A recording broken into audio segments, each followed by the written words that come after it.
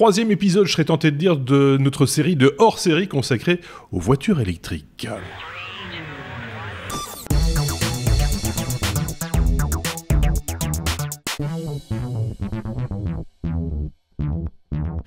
Je vous renvoie au précédent hors-série avec Aurélien et avec Bruno. On a déjà parlé un petit peu véhicule électrique. On va parler ici d'un véhicule spécifique avec un retour d'expérience que nous propose Stuff. Bonjour. Bonjour. Fait l'acquisition il n'y a pas tellement longtemps d'une Hyundai Ioniq électrique. C'est pas la seule Hyundai qu'on va avoir d'ailleurs dans ces hors-séries. On en reparlera dans le prochain hors-série avec Bruno. Hyundai Ioniq électrique. La motivation de départ, Stuff. Pourquoi celle-là? Pourquoi un véhicule électrique aussi, pourquoi pas? Ouais. Déjà, je sais pas si on dit Ioniq ou Ioniq. Oui, je sais pas. J'ai tendance à dire Ioniq. Ouais. Mais et puis c'est quand même une des voitures qui a le nom le plus joli quand même. Ouais. Parce que j'avais du mal à imaginer de rouler dans une Kona au niveau nom. Ou dans un e-tron.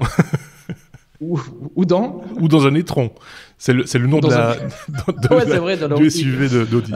La motivation, elle part de mes photovoltaïques, en fait, de mes panneaux photovoltaïques. J'ai installé chez moi 13,87 kW peak, ce qui est, pour les gens qui ont une référence par rapport à ça, pas mal, en fait, et beaucoup plus que dont j'ai besoin. Parce que moi, j'ai besoin à la maison entre 10 et 12 kW d'électricité par jour et ça dépend des jours. Évidemment, en hiver, il y a des jours où on n'arrive pas à ça. Mais en été, j'ai atteint jusqu'à 70 récemment. Donc, ce qui est assez surréaliste. Donc, sur une journée de la semaine passée, par exemple, j'ai produit globalement 5 jours. Donc, je veux dire, la suite logique des choses, c'est de se dire, on va sortir du moteur à explosion. Même si les voitures électriques peuvent aussi exploser, mais différemment, et passer en électrique. Donc, moi, je roule depuis 7 ans maintenant dans une Volkswagen Caddy Maxi CNG, donc au GNV, gaz naturel de véhicule, ce qui est moins grave que le diesel ou l'essence, mais ça reste quand même un combustible qui produit du CO2 derrière. Donc, je voulais être le plus possible électrique. C'est la raison principale. Pour être tout à fait précis, pour que tout le monde comprenne bien deux choses. D'abord, tu es dans une cave, ce qui explique que ça résonne un petit peu. C'est pour ceux qui nous écoutent essentiellement. Et l'autre chose, c'est que non seulement tu es dans une cave, mais dans une cave en Allemagne. Et que donc, tu vas avoir peut-être des références par rapport au combustible qui sont un petit peu différentes de celles qu'on peut avoir en Belgique ou en France, par exemple. Parce que le gaz pour véhicule, c'est pas hyper courant, c'est pas répandu, en tout cas en Belgique. On n'y a pas beaucoup accès, quoi. Alors ça l'est plus maintenant. Alors pour la petite histoire, j'ai acheté ma voiture, donc ma Caddy, je l'ai achetée chez moi à Fleurus, près de Charleroi, dans le garage où mon père a travaillé pendant 40 ans, parce que mon père était mécanicien pour Volkswagen, pour la petite histoire.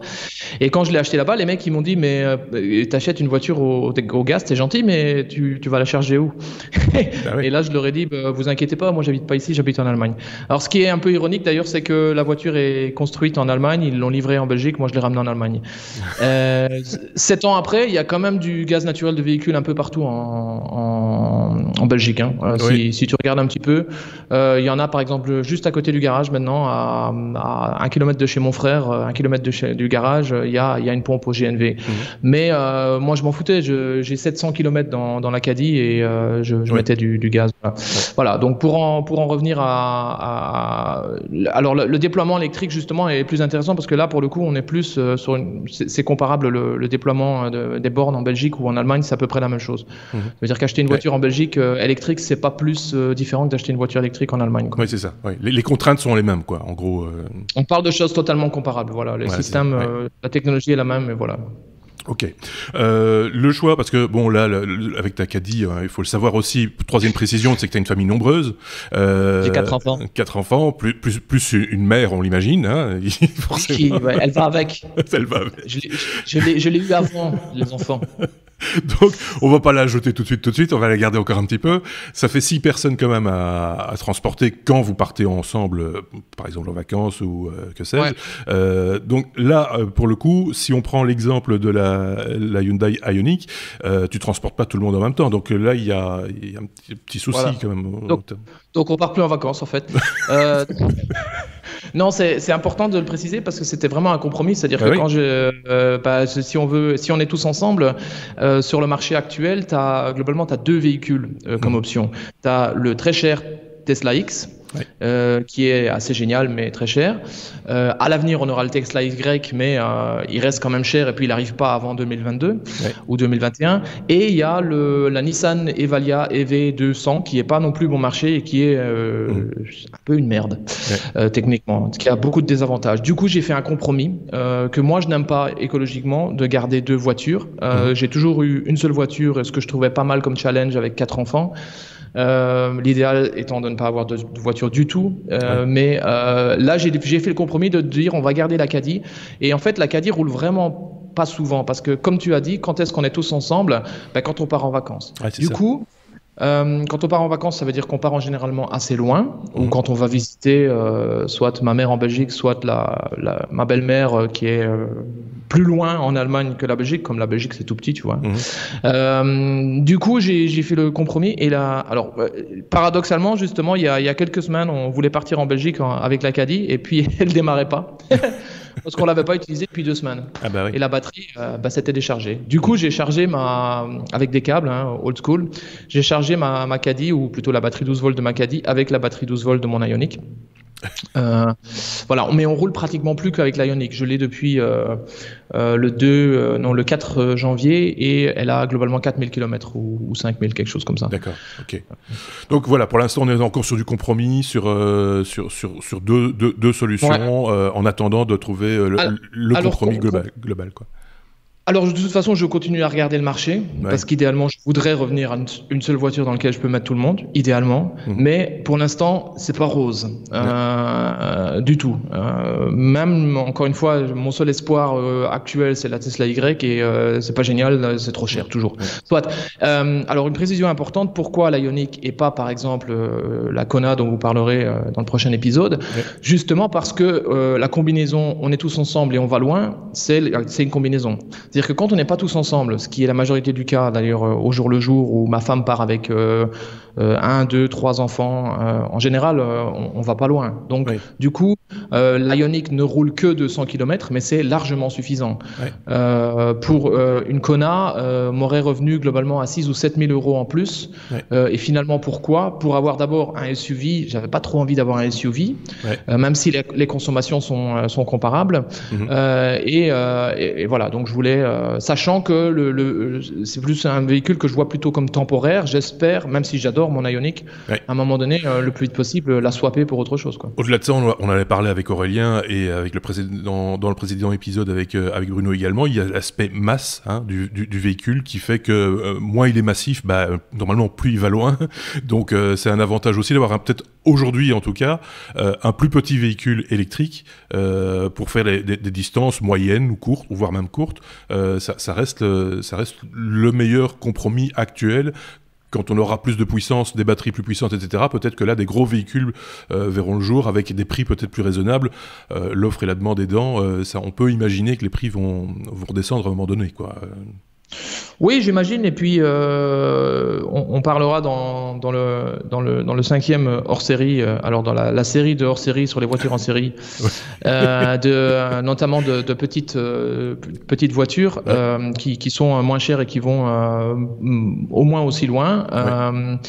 Mais ouais, donc les prix vont de toute façon diminuer, puis tu vas en voir de plus en plus. Même moi, j'ai été surpris de découvrir à Duren une Ioniq électrique aussi. Je dis électrique parce qu'il faut noter que, tout comme la Kona, c'est une voiture qui existe aussi en hybride et qui existe donc en électro, quoi. Voilà. Ce qui fait que tu le remarques de temps en temps que y a certains détails qui te rappellent que cette voiture existe dans une configuration plus classique, contrairement à une Tesla Model 3 qui n'existe pas en version diesel, quoi. Alors je suppose que ce sont des choses qui se sont corrigées au fur et à mesure. Je sais par exemple que chez Mercedes, ils avaient un véhicule comme ça qui était, enfin en tout cas le software de navigation était commun à plusieurs véhicules, et que dans un des véhicules électriques qu'ils proposent, le système de navigation continue à proposer l'accès aux pompes à essence.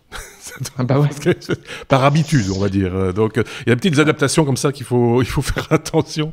Par exemple, la trappe n'est plus utile pour mettre le réseau. Enfin voilà, il y a plein de petites choses. Alors par contre, la trappe justement, tu l'utilises quand même. C'est quelque chose qu'on voit. Oui, je sais ça, je vais mettre l'essence dedans. C'est quelque chose qu'on voit sur la photo que j'ai envoyée de mon Ioniq. Voilà, en bas à gauche, c'est mon petit. Et en haut à droite, c'est la trappe qui ressemble vraiment à une trappe à s'y me prendre pour mettre de l'essence. Et effectivement, c'est la même techniquement. Donc c'est-à-dire que c'est là où ils ont mis le connecteur CCS. Alors c'est pas vraiment le connecteur CCS de mon Ioniq pour le coup, mais c'est un connecteur CCS typique, celui qui est en haut à gauche. Ouais. Et donc c'est une discussion qu'on a souvent sur où mettre le chargeur. Il y en a certains qui sont en frontal, par exemple. Oui. Chez Renault, ce serait plus pratique à certains endroits. Ouais. Par contre, on voit bien sur cette photo l'aérodynamisme de l'Ioniq qui est quand même relativement imbattable. C'est une voiture qui a de la place quand même. C'est une voiture. J'ai jamais eu une voiture de ce style-là. Je veux dire, moi, je viens d'une grande série Volkswagen. Là, c'est devant chez moi, dans l'autre sens. Et moi, j'ai eu une Golf. J'ai eu, des trucs moins aérodynamiques que ça, quoi. Ouais. Elle a un avantage par contre qui est indéniable qu'on voyait bien sur cette photo, c'est difficile de le voir de l'extérieur, mais quand on regarde en arrière, on a la plage arrière qui est découpée en deux en fait, parce que t'as l'espèce d'aileron qui est pas vraiment un aileron qui est au milieu, mais on s'y habitue et honnêtement c'est globalement à peu près le seul désavantage. Je suis agréablement surpris de tous les avantages qu'a cette voiture. Elle a une jolie ligne, voilà, ça a l'air simple. Bon, j'ai pas choisi la couleur entre autres parce que sinon j'aurais pris quelque chose d'un peu plus joyeux, genre du bleu, parce que je voulais l'avoir tout de suite. Alors ça c'est aussi une histoire rigolote. J'ai pris le train pendant 6 heures. J'ai pris 6 trains pendant 6 heures pour aller chercher ma voiture dans un autre état de l'Allemagne parce que la livraison ici à côté de chez moi, il fallait attendre 1 an. Donc j'ai dit non. Du coup, j'ai demandé dans un Slack que je suis, si quelqu'un par hasard nous écoute et parle allemand, je peux recommander un podcast assez génial qui s'appelle Clean Electric, qui est un podcast sur l'électromobilité. Et j'ai demandé à des gars là, ils m'ont dit ouais, va voir là-bas en Baden-Württemberg, donc en bas du côté de Stuttgart. Et j'y suis allé et j'ai remonté avec la voiture, quoi. D'accord. 200 km d'autonomie, à peu près, hein. Ouais, complètement réel parce que ça m'arrive régulièrement de charger à fond. Donc il faut savoir que c'est donc une batterie de 28 kW, ce qui est pas énorme quand on réfléchit. Mais c'est pas vraiment la taille de la batterie qui est importante, c'est vraiment la consommation et donc l'autonomie. Donc tu vois bien que les chiffres s'accordent: 28 kW, 200 km, 14 kW au 100. C'est vraiment ça, que je roule. 14 kW au 100, pour les gens qui ont un peu une idée de ça, c'est assez bien quand même. Mieux que ça, il y a globalement que la Zoé et peut-être la Smart qui font ça, quoi. Donc des petites voitures. Oui, c'est ça. Les plus grosses, genre Tesla, ça va vite, vous pompez du 17, 18, 19, 20. Hein. Et là, du coup, on revient au sujet de l'écologie, quoi. Si entre autres, une des raisons pour laquelle on part dans le trip électro, c'est l'écologie. Si c'est pour avoir un truc qui consomme 30 kWh, moi, ça m'intéresse pas parce qu'il faut toujours faire la relation. 1 kW, ou plutôt 1 km, de rouler, en gros, ça veut dire que j'ai consommé 140 Wh. 140 Wh, ça veut dire une ampoule de 140 Wh comme on en avait dans les années 80. Bon, je pense qu'il n'y avait pas les 140, mais imaginez-vous ça qui tourne pendant 1 heure. Tourne ça en LED, en gros, tu as ta lampe LED qui tourne pendant 1 jour, quoi. Oui, c'est ça. Donc ça veut dire que c'est important de se poser la question à chaque fois qu'on sort, est-ce que j'ai vraiment besoin d'y aller en voiture? Et nous, en l'occurrence, la voiture reste souvent à la maison.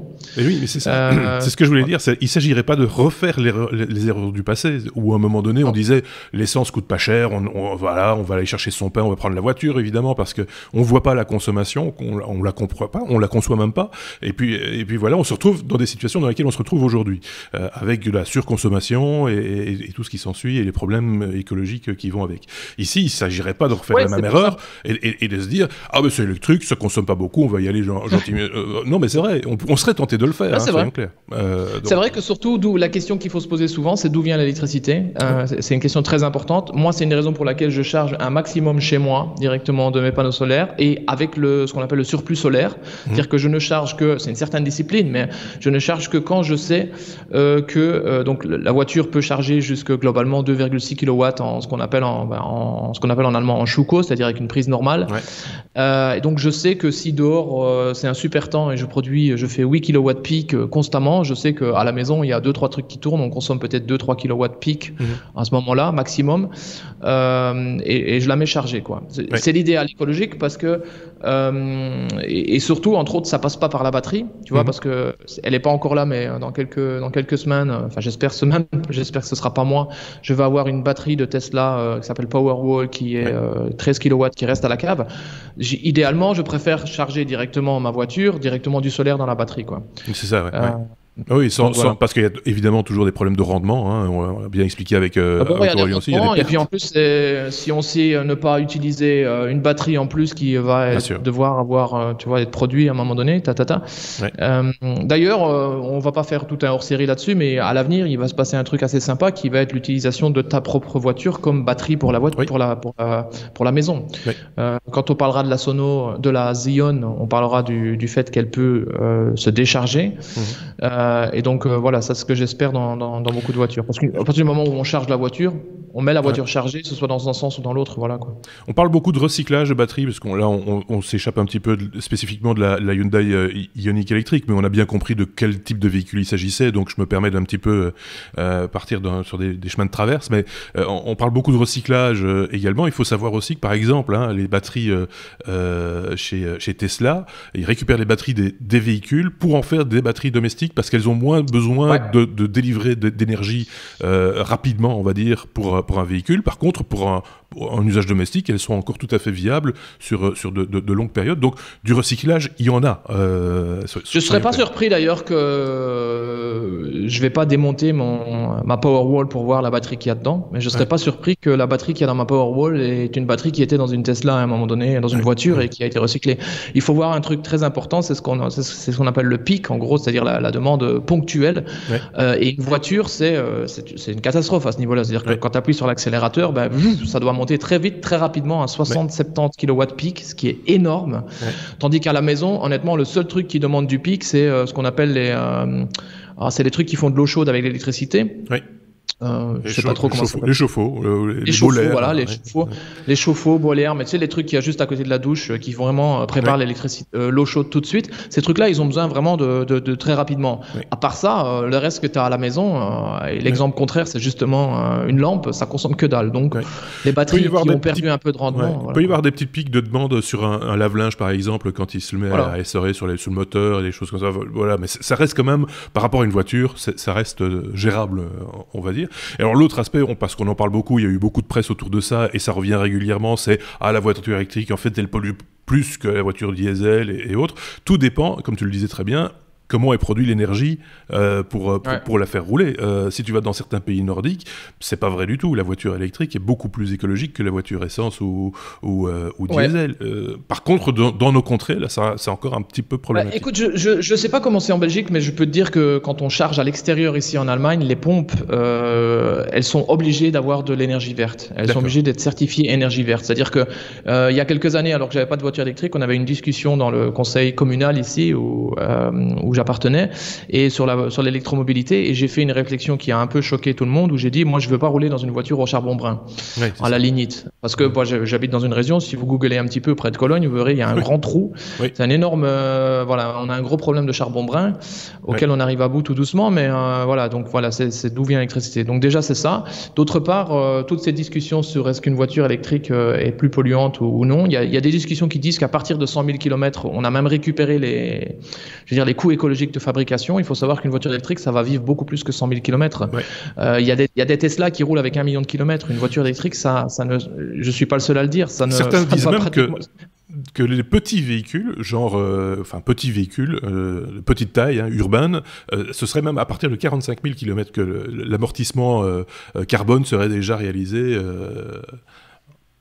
C'est fort probable, et puis encore une fois, il y a des Tesla avec 1 million de kilomètres qui tournent, et je suis pas le seul à dire que sa voiture ne va jamais à à l'entretien, par exemple. Alors, je fais un challenge moi-même.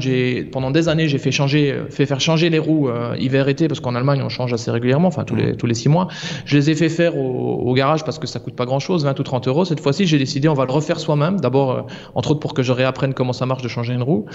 Et aussi parce que mon challenge, c'est de voir combien de temps je peux rester sans que l'Ioniq aille voir le constructeur. C'est ça, oui. Parce que qu'est-ce que tu veux qu'il fasse? Il n'y a pas d'huile à changer, il n'y a pas de bougie à vérifier, il y a très peu de plaquettes de frein. Je pense que oui, c'est ça. Ça freine beaucoup sur moteur. Comment on récupère? Alors ça, c'est un truc qui est vraiment génial, quoi. La récupération, c'est un truc génial. Vous en avez parlé dans le premier, justement. Alors merci pour ces explications, parce que c'était vraiment sympa avec Aurélien. Effectivement, on récupère pas à 100%, sinon ce serait génial. Oui. Mais encore une fois, quand on parlera de la Xeon, vous verrez que là, pour le coup, vous devrez peut-être jamais la charger, quoi. Oui, c'est ça. Ce qui serait étonnant, mais oui, c'est ça. Mais voilà. Mais voilà, donc elle récupère très bien. Quand tu récupères, alors il y a un truc qui est sympa dans l'Ioniq, justement, mon pote qui a une Model 3 m'a fait la remarque, c'est qu'il y a une fonction sur l'écran, dont je vous ai mis une petite photo là en bas à gauche avec les 7%, je vous explique dans 2 secondes pourquoi. Il y a une fonction avec des statistiques, et les statistiques nous montrent entre autres qu'est-ce qu'on récupère, et donc je vois vraiment en termes vraiment quantitatifs que quand je freine pas activement, quand elle récupère, je récupère des fois jusque plus 30 kW, quoi, des fois plus 50, quoi. Il faut voir qu'il y a aussi il y a 3 modes de récupération sur l'Ioniq, ce qui est sympa. Et c'est-à-dire que mode 0, 1, 2, 3. Alors 0, c'est tu récupères pas, donc en gros comme une voiture normale. Et 1, 2, 3, c'est la force de récupération. Moi, je suis en général toujours en 3, c'est-à-dire que c'est assez surprenant, hein. Tu lâches la pédale et l'accélérateur, ça freine de soi-même.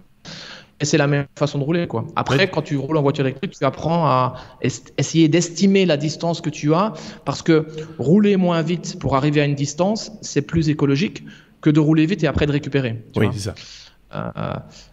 Donc voilà. Okay. Donc comme ta slide là qui est affichée, rapidement je vais rappeler aussi qu'elle charge pas seulement à la maison, mais elle peut charger aussi en type 2 relativement normal, malheureusement monophasique en à peu près 6,7 kW, ce qui m'a servi 2-3 fois. Et notamment, petite anecdote, là où vous voyez 7%, c'est parce que j'ai réussi à faire deux fois dans ma vie. Non, 3 fois. Une fois, ma femme a réussi, on avait la voiture depuis 2 jours, à la rouler vraiment jusqu'au bout, donc elle était vraiment vide. Alors c'était un peu la honte parce que j'ai dû tirer ma voiture électrique qui avait globalement 2 jours jusqu'à la prochaine pompe qui était à 800 mètres avec ma voiture au gaz. Donc c'était un peu, je rappelle que quand je dis gaz, je parle de GNV et non pas de LPG. Hein. C'est ça. C'est vraiment du vrai gaz. Soit et donc ça c'est une fois, et 2 autres fois je suis tombé uniquement dans ce qu'on appelle le mode tortue. C'est pas une blague, ça existe vraiment. Et c'est une petite loupiote qui s'allume quand il te reste plus que 10 ou 11% et qui limite les capacités de la voiture pour que tu atteignes la prochaine pompe, quoi. D'accord. Parce que la dernière chose dont tu veux, c'est être vraiment vide. Oui, c'est ça. Et vraiment la toute dernière chose que tu veux avec une voiture électrique, c'est vider ta batterie 12 volts. Parce que si tu vides ta batterie 12 volts, t'as plus l'électronique pour recharger la voiture. C'est ça, Tu vois, donc tu peux même plus la chercher en fait. Donc tu dois d'abord charger la voiture 12 volts parce qu'il faut savoir que évidemment il y a de l'informatique là-dedans. Hein, le connecteur CCS qu'on voit là en haut à gauche, il a en bas, c'est vraiment le courant continu, donc le DC. Mais en haut, par contre, il y a la terre au milieu, mais les 3 autres pins ou 4 autres pins, ce sont des pins de communication, ce qu'on appelle. Ça veut dire que c'est une communication, le serveur ou la pompe, entre guillemets, parle avec la voiture et demande à la voiture: est-ce que tu es prête à charger? Oui, je suis prêt, c'est bon, envoie le jus. Sinon, il y aurait le jus qui tournerait tout le temps. Et comme vous voyez, comme on recharge des DC, on peut envoyer 80 kW. Ça surprendrait 80 kW. Oui, c'est ça. Donc, on va peut-être conclure tout doucement sur ça. Pour conclure, alors, parce que le prix c'est un peu important aussi. Voilà, 30 500 €. En Allemagne, on a malheureusement pas comme au Luxembourg 5 000 €, mais on a que 2 000, mais on peut avoir 4 000 pour les entrepreneurs. D'accord. Donc, pour les gens qui ont une société. Et si tu remets le slide juste avant l'explication du petit de la charge où on voit 5%. C'est justement une pompe typique où on a 3 AC, DC, CCS et CHAdeMO. On voit que la voiture était à 5% et qu'elle charge jusqu'à 80% très vite. Après, elle charge plus doucement jusqu'à 94% et la charge en CCS s'arrête à 94% sur une Ioniq, j'imagine sur une Kona aussi. Les 6% qui restent, si vraiment tu veux les charger, tu peux les charger en AC. Oui. Mais en général, sauf si tu vas partir en vacances, c'est suffisant si tu charges à 80%. Voilà, encore une découverte et un cas pratique. Hein. C'est vrai que quand tu nous avais dit il y a déjà quelques temps que tu faisais l'acquisition d'une voiture électrique, on s'était directement dit tiens, ce sera l'occasion d'un hors-série tel qu'on l'avait déjà fait d'ailleurs auparavant avec une Tesla. Hein. On avait déjà un petit peu creusé la question, on va dire. Et puis ça s'est un petit peu accéléré puisque Aurélien a rejoint l'équipe et Bruno a lui-même refait une acquisition parce qu'il avait déjà une voiture électrique, la Smart. Et donc on s'est dit voilà, on va en parler et on va faire un petit tour du propriétaire, comme on dit. Ça peut peut-être inspirer l'un ou l'autre de nos auditeurs. Pour le coup, le propriétaire, c'est moi. Je ne sais pas si vous voulez faire le tour de moi. Mais juste pour terminer sur l'Ioniq, il y a une nouvelle version qui va sortir septembre-octobre. Oui. Je ne sais pas ce qu'elle aura de vachement mieux, mais ça va être intéressant. Il y a une espèce de redesign frontal et on verra ce qui est à venir. Mais faut voir que c'est vraiment une voiture qui se défend vraiment pas mal. Et une des raisons pour lesquelles je l'ai achetée, c'est que j'ai 2 amis qui en ont une aussi, qui étaient aussi très très très contents. Et si tu compares par rapport à une Model 3 qui est low range, c'est-à-dire qui a aussi que 300 km, tu vas toujours quand même gagner 10 ou 15 000 euros. Et pour le coup, autant j'adore la Model 3, et pour moi, ça vaut pas la peine de rajouter la différence. C'est ça, ouais. Et puis pour tout ce qu'on a déjà expliqué auparavant sur les choix de vie, etc. Hein. On y reviendra sans doute, par exemple dans la 5e partie de nos hors-séries consacrées aux véhicules électriques, puisqu'on va se retrouver d'ici quelques semaines, Stuff, pour parler des voitures un petit peu, faut dire, des ovnis, pour l'instant en tout cas, des ovnis, parce qu'on ne les a pas encore vus, on ne les voit pas beaucoup, et donc il y a toute une gamme, il n'y a pas que Tesla en tant que producteur de voitures électriques natifs, il y en a d'autres aussi qui s'en viennent, et c'est intéressant d'en parler. Il n'y a surtout pas que les grands connus, parce que Hyundai c'est aussi un grand connu, tu vois, il y a les petits, et les petits on les aime bien en général, c'est le côté start-up, donc à ce moment-là je reviendrai dans ma cave avec l'écho pour vous parler. À très bientôt Steph, merci à toi. À bientôt. À bientôt, salut.